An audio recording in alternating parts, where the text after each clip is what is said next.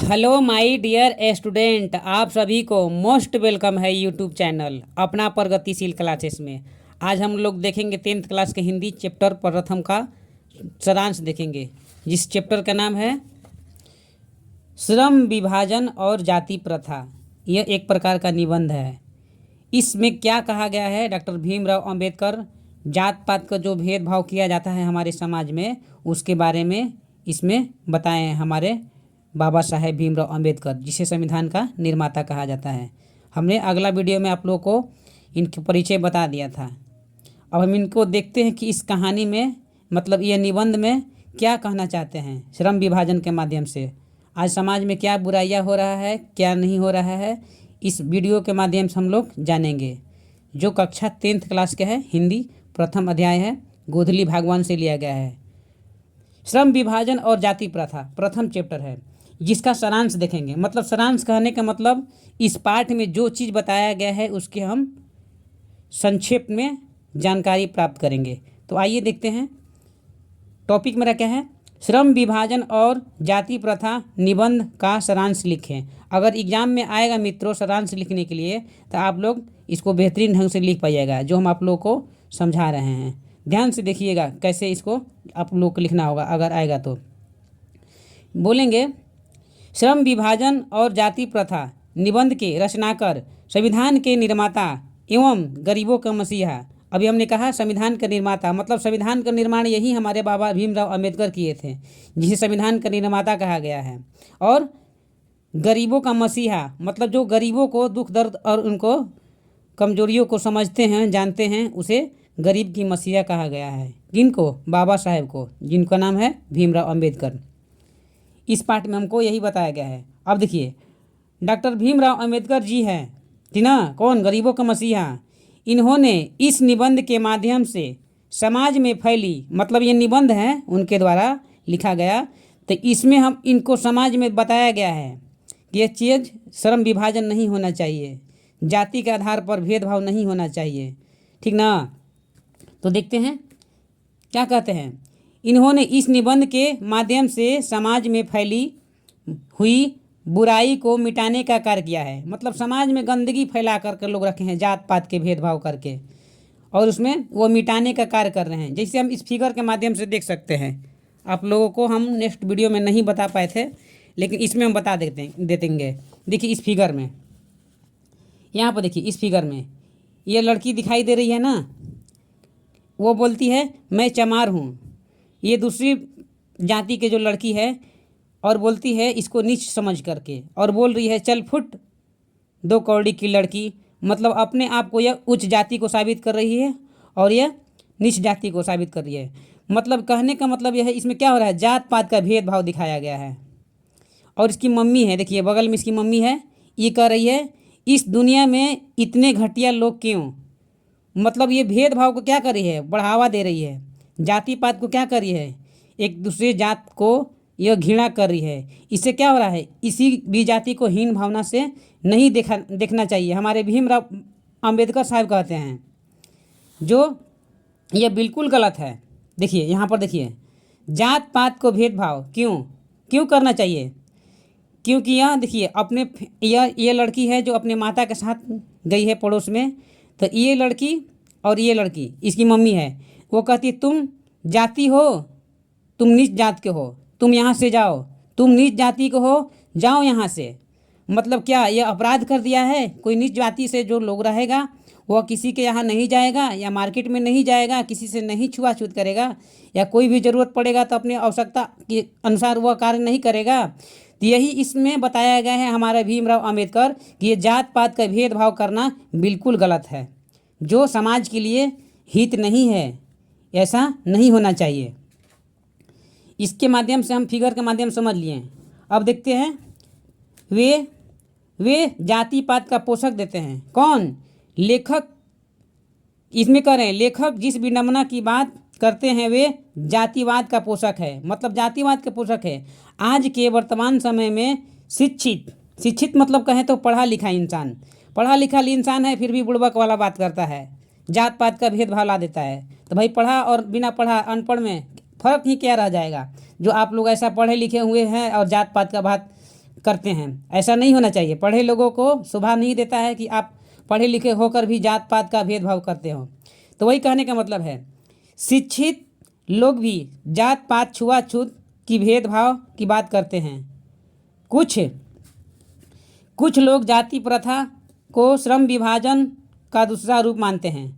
जाति प्रथा कहने का मतलब कि जाति प्रथा, जैसे जाति प्रथा में जैसे नाई हैं, वो बाल काटने का काम करते हैं, तो उनका ज़रूरी नहीं है कि उनका बच्चा भी बाल काटने का काम करे। आज की डेट में भीमराव अंबेडकर कहते हैं, मान लीजिए बढ़ई हैं तो वो लकड़ी का काम करते हैं, तो उनका बच्चा क्या करेगा? आने वाला समय में वो लकड़ी का काम नहीं करेगा। उनकी योग्यता होना चाहिए, वह दूसरे कार्य में भी रुचि ले सकता है। ये नहीं है कि जातिवाद के आधार पर श्रम का विभाजन करें, मतलब तुम इस जाति से हो, नाई हो तो बाल ही काटोगे, तुम बढ़ई हो तो लकड़ी ही के काम करोगे, तुम मोची हो तो जूता वाला ही काम करोगे, तुम धोबी हो तो कपड़ा धोने वाला काम करोगे। ऐसा नहीं होना चाहिए। ये हमारे भीमराव अंबेडकर कहते हैं, ठीक ना। यही कहते हैं श्रम विभाजन का दूसरा रूप मानते हैं, मतलब तुम्हारा मेहनत के हिसाब से, जाति के हिसाब से तुम धोबी हो तो कपड़ा धोने का काम करोगे। ऐसा नहीं है कि तुम जिस जाति को हो तो वही काम करोगे, लोहार हो तो लोहा पीटने का काम करोगे। ऐसा नहीं है, ये मानते हैं। आज को कहते हैं श्रम विभाजन का दूसरा रूप भी मानते हैं, मतलब मेहनत के हिसाब से, मजदूरी के हिसाब से जो लोग करते हैं काम, वह इसी को कहते हैं दूसरा रूप भी मानने लगे हैं। जो क्या है बिल्कुल गलत है। सही बात है, ये बिल्कुल गलत है। ऐसा होना नहीं चाहिए कि जिस जाति का लोग है वही काम करेगा। स्वतंत्र होना चाहिए, जाति कोई भी हो, हम कोई भी कार्य कर सकते हैं, ऐसे पहले मानना था। तो इसी का विरोध किए भीमराव अंबेडकर, जो बिल्कुल गलत है। अगर जाति प्रथा श्रम विभाजन है तो लोग ऊंच नीच का मतलब कि बड़े लोग और छोटे लोग, ऊंच नीच का मतलब समझ में आया? अमीर गरीब, यहाँ पर जिसके पास अधिक धन है, और गरीब का मतलब जिसके पास कुछ भी धन नहीं है, मतलब निर्धन है, जिसके पास कुछ भी नहीं है। समझ में आया? अमीर गरीब का बात क्यों करते हैं, मतलब अमीर गरीब का बात क्यों करते हैं? मानो जिस जाति में जन्म होता है वह अपने माता पिता के पेशे के अनुसार कार्य करता है। यहाँ बात आ गई, मतलब जो जाति का लोग है वह वही जाति का काम करेगा। ऐसा नहीं होना चाहिए। कौन? हमारे बाबा साहेब भीमराव अंबेडकर कहते हैं, ठीक ना।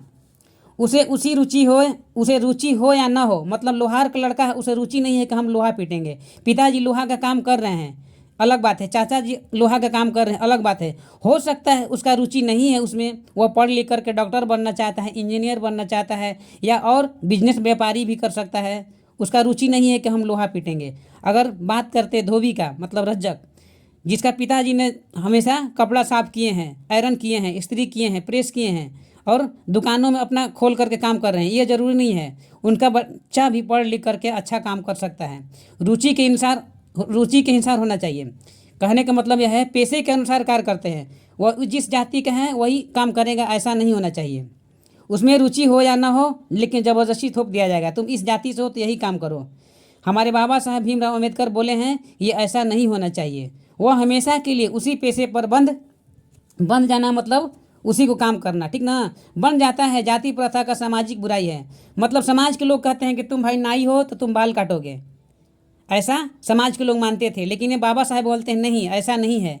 कोई भी व्यक्ति अगर कला है उसके अंदर, अगर वह कोई भी काम करना चाहता है तो वो बाल काट सकते हैं। कोई ज़रूरी नहीं है कि नाई है तो वही बाल काट सकता है, और भी लोग के जो कला है उनके अनुसार अपना बाल काट सकते हैं, और भी कोई कार्य कर सकते हैं।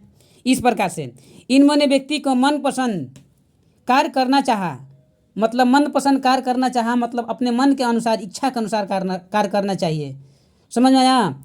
वही इनमें व्यक्ति को मनपसंद कार्य करना चाहिए, लेकिन नहीं कर पाते हैं। कोई व्यक्ति मनपसंद कार्य करना चाहता है, लेकिन समाज के लोग क्या कहते हैं, नहीं करने देते हैं, क्योंकि उसको जाति के आधार पर बांध दिए हैं कि तुम इस जाति को हो तुम यही काम करोगे, तुम डोम जाति को हो तो नली ही साफ करोगे, तुम भूमिहार जाति को हो तो यह काम करोगे, तुम पंडित जाति को हो तो पूजा करोगे। ऐसा नहीं है, जात के आधार पर कोई कार्य नहीं करना देना चाहिए, ठीक ना। वस्तुतः साबित होता है कि जाति प्रथा श्रम विभाजन, मतलब जात के आधार पर क्या हो रहा है, मेहनतों को, मतलब मजदूरों को भी बांट दिया जा रहा है, श्रम के रूप में नहीं होता है। जाति प्रथा जन्म के आधारित है, मतलब जन्म से आधारित है, जबकि श्रम विभाजन की रुचि पर, मतलब जन्म से आधार पर, मतलब अभी मान लीजिए जन्म के आधार पर, मतलब जो पेट में बच्चा घर में पल रहा है, मान ली कोई भी जाति को हो, तो पहले से तय हो गया है कि तुम इस जाति को हो तो यही काम करोगे।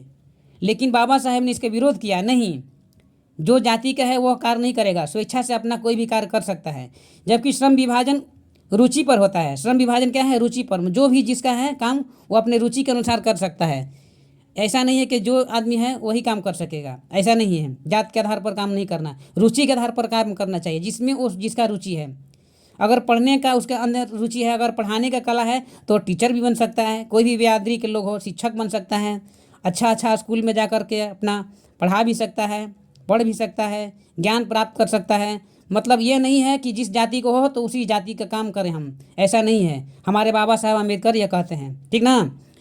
जबकि श्रम विभाजन रुचि पर, अतः श्रम विभाजन योग्यता एवं कार्य कुशलता के अनुसार होनी चाहिए। मतलब उसके अंदर कुछ लाख हुनर है, मतलब उसके अंदर अलग प्रकार के काम करने का मतलब हुनर है। मान लीजिए कोई भी व्यक्ति को अगर उसे मोबाइल में रुचि है, मोबाइल बनाने का, अगर कोई चीज़ गाड़ी बनाने का पार्ट्स में उसकी रुचि है तो वह वो भी काम कर सकता है। ये जरूरी नहीं है कि वह जात के आधार पर अपना कार्य करे, ठीक ना। यही योग्यता और कार्य कुशलता के अनुसार कार्य होनी चाहिए, हमारे बाबा साहब भीमराव अम्बेडकर कहते हैं। इस पार्ट में कुल मिलाकर के जात पात के बारे में बताया गया है, श्रम विभाजन के बारे में बताया गया है किस तरह से। अब नेक्स्ट हम देखते हैं इसका क्वेश्चन, प्रश्न उत्तर, जो बोध और अभ्यास से लिया गया है। पहला क्वेश्चन है जो टॉपिक के माध्यम से समझाना चाहते हैं। इसमें कह रहा है लेखक किस विडंबना की बात करते हैं? विडंबना का स्वरूप क्या है? मतलब इस प्रथम पाठ का प्रथम क्वेश्चन है, ठीक ना। इसमें कहा गया है लेखक किस विडंबना की बात करते हैं और विडंबना का स्वरूप क्या है। तो उत्तर में हम क्या बोलेंगे? उत्तर में इसका हम आंसर में बोलेंगे लेखक जिस विडंबना की बात करते हैं वे हैं जातिवाद का पोषक, ठीक ना। भारत में कोई ऐसे, यहाँ पर देखिए, भारत में कोई ऐसे गांव है जहाँ के लोग शिक्षित होकर भी जात पात छुआछूत की भावना रखते हैं। मतलब विडंबना का स्वरूप कार्य, यहाँ पर देखिए, कार्य कुशलता के आधार पर श्रम विभाजन जाति प्रथा का दूसरा रूप है। मतलब कहने का मतलब मेरा यह है कि लेखक जिस विडंबना की बात करते हैं जात पात का पोषक है। ऐसा कोई नहीं है जहाँ पर शिक्षित होकर भी वह जात पात का छुआछूत कर भेदभाव करता है, विडंबना का स्वरूप कहा गया है। मतलब इसमें शिक्षित भी हो लोग, वो भी जात पात का भेदभाव करते हैं, छुआछूत का भेदभाव करते हैं, यही विडंबना का स्वरूप है। कार्य कुशलता के आधार पर श्रम विभाजन का प्रथा दूसरा रूप है। मतलब कार्य के अनुसार उसको काम नहीं दिया जा रहा है, योग्यता के अनुसार उसको काम नहीं लोग करने देते हैं हमारे समाज में। यही है लेखक किस विडंबना की बात करते हैं। तो विडंबना का स्वरूप यही है कि कार्य कुशलता के आधार पर श्रम विभाजन जाति प्रथा का दूसरा रूप है। समझ में आया? यहाँ तक आप लोग क्लियर हो गया होगा। अब देखते हैं नेक्स्ट क्वेश्चन। नेक्स्ट क्वेश्चन में है जातिवाद के पोषक उसके पक्ष में क्या तर्क देते हैं। मतलब पोषक उसके पक्ष में क्या तर्क देते हैं। उत्तर में हम बोलेंगे, आंसर में, जातिवाद के पक्ष में महान संविधान विद्वान डॉक्टर भीमराव अंबेडकर जी के द्वारा यह तर्क, कुछ लोग का मानना है कि श्रम विभाजन जाति प्रथा का दूसरा रूप है। इनमें कोई बुराई नहीं है। तो इस तर्क के संबंध में पहली बात तो यह आपत्तिजनक है कि क्योंकि जाति प्रथा श्रम विभाजन के साथ साथ श्रमिक विभाजन का रूप ही लिया हुआ है। मतलब जात के आधार पर तो काम को बांट दिया गया है, लेकिन मेहनत और मजदूरी के नाम पर उसको भी बांट दिया गया है। मतलब श्रम को तो विभाजन लोग कर ही दिया है, उसके हिसाब साथ साथ क्या श्रमिक विभाजन, मतलब मजदूरी, श्रमिक का बात करते हैं, मजदूरी के हिसाब से उसको भी विभाजित कर दिया गया है, जो यह बिल्कुल गलत है, ऐसा नहीं होना चाहिए। इस प्रकार से हम ना इस चैप्टर को सारांश और 2 क्वेश्चन दिया। नेक्स्ट क्वेश्चन को अगला वीडियो में लाते हैं। तब तक के लिए जय हिंद, जय भारत, वंदे मातरम।